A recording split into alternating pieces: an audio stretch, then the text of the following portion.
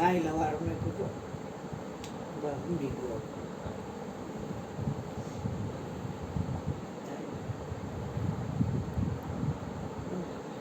અષ્ટાવક્ર મુનિએ રાજા જનકને કીધું કે જ્યાં સુધી વિષયોથી ઉપર નહીં ઉઠો ને ત્યાં સુધી કલ્યાણ નહીં થાય. કારણ કે પરમાત્મામાં રહેવામાં મોટામાં મોટા વિઘ્નકારક હોય તો વિષયો છે. વિષયોથી ઉપર ઉઠવું એટલે હામા પૂરે હાલવા જેવું છે.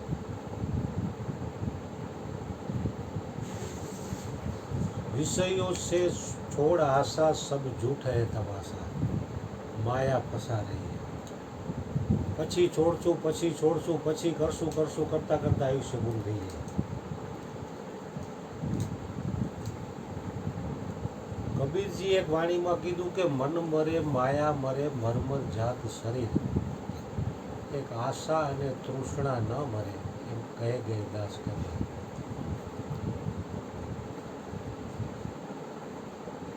કારણ કે વિષયો છૂટતા નથી ને મૃત્યુ થઈ જાય છે એટલે જીવનો પાછો જ્યાં આશા હોય છે ત્યાં પાછો જન્મ થાય છે.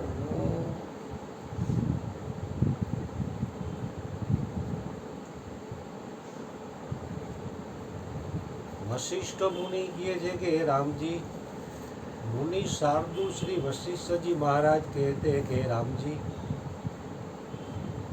धन संपत्ति और पद प्रतिष्ठा की इच्छा तुम स्वप्ने में भी मत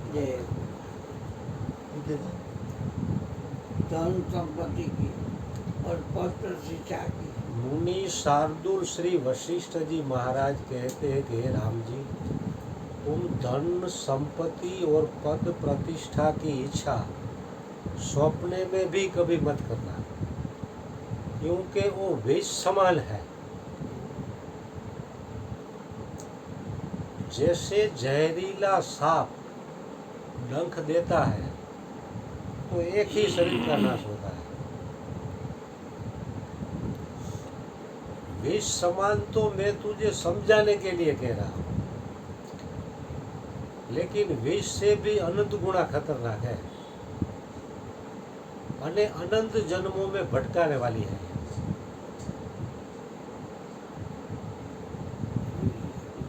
કે ભગવાન રામના પિતા દશરથના પિતા રઘુરાજા,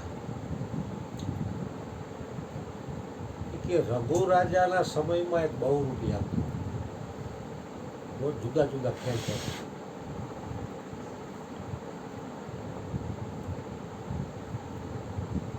તો રઘુરાજા પાસે આવતો તો રઘુરાજા એને કાંઈ ભેટ ન આપતા. એ કે એક તું એવો ખેલ કરી રહ્યા હો કે હું પોતે ભૂલ ખાઈ જાવો જોઈએ કે આ બહુરૂપી છે કે સાચો છે. આ એ કે મને ખ્યાલ આવી જાય બહુરૂપી છે. તું એવો ખેલ કરી એવો તું વેશ કાઢીને આવ ને કે મને પોતાને ખ્યાલ ન રહે કે આ બહુરૂપી છે. આ વશિષ્ઠ મુનિ રામજીને કહે.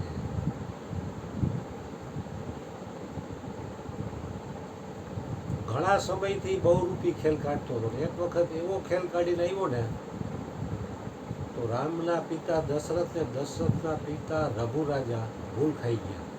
ખબર ન રહી કે બહુરૂપી છે. હવે કહે તું માગ તો તું માગી આપું, કે તમારી આ પાણીદાર ઘોડી રહીને મને આપી દે. રઘુરાજા પાસે પાણીદાર ઘોડી જે હતી ને એને માગી.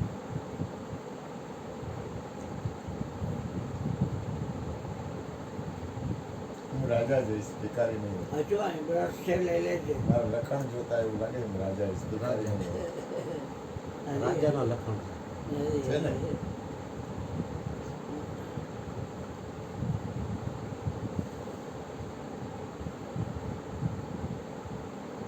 રઘુરાજા કે તું કાલે સવારે ઘોડી લઈ જાય.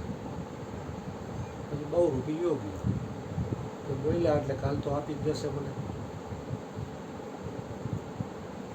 એ દરમિયાનમાં એ બહુરૂપીનું મૃત્યુ થયું. હા,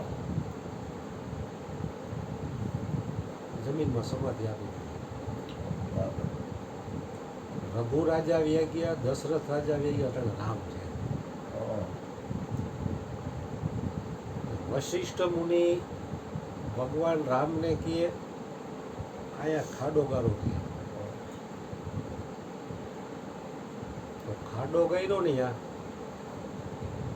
એમાંથી બહુ રૂપિયાની લાશ નીકળી 3 પેઢી રહી ગઈ તો એના માથા ઉપર આમ જરાક માર્યું ને તો માયરા ભેગું કે મારી પાણીદાર ઘોડી મને આપો.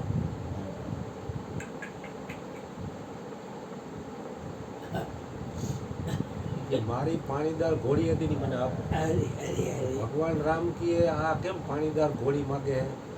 તો કે તમારા પિતા દશરથ ને દશરથના પિતા રઘુ રાજાના સમયમાં બહુ રૂપિયા અને એને એવો વેહ ભજવ્યો કે રઘુ રાજા એને ઓળખવામાં થાપ ખાઈ ગયા એટલે એને વચન આપ્યું હતું કે હું તમને પાણીદાર ઘોડી આપીશ. એ કે આવતીકાલે લઈ જાય છે ને એ દરમિયાનમાં બીજે દિવસે હું શરીર છૂટી ગયું. સંસ્કાર તો કે 3 પેઢી વહી ગઈ તો માથામાં જરાક માર્યું તો તરત કે મારી પાણીદાર ઘોડી લાવો મને.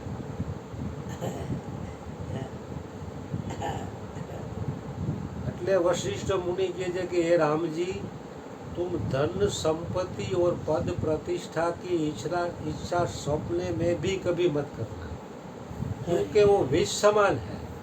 विष समान तो मैं तुझे समझाने के लिए कह रहा हूँ लेकिन विष से भी अनंत गुना खतरनाक है.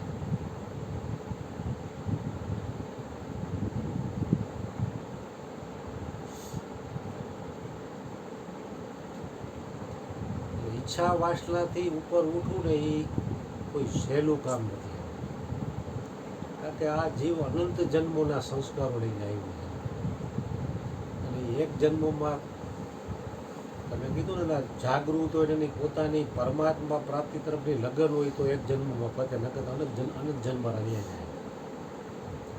હે રામજી આ દીર્ઘકાળના સંસ્કારો દીર્ઘકાળના અભ્યાસ વિના નષ્ટ થતા નથી. જેમ વાસણ અમુક મોટો ટોપ અભેરા ઉપર 2-3 વર્ષથી પડ્યો હોય પછી આપણે ઉપયોગમાં લેવો હોય તો એને કેટલો ઉટકવો પડે તો એના ડાઘ જવાય તો જાય પણ રોજ ઉટકાતો હોય તો ચોખ્ખો રહે. હરી હરી વર્ષો સુધી પડ્યો હોય પછી આપણે ઉપયોગમાં લઈ ગયા તપેલું એક પિત્તળનું થોડું કામમાં લેવું છે તો એટલું બધું એ ગંદુ થઈ ગયું કે એને બહુ ઘસવું પડે તો રોજ ઉટકાતું એવું ચોખ્ખું થાય જ નહીં.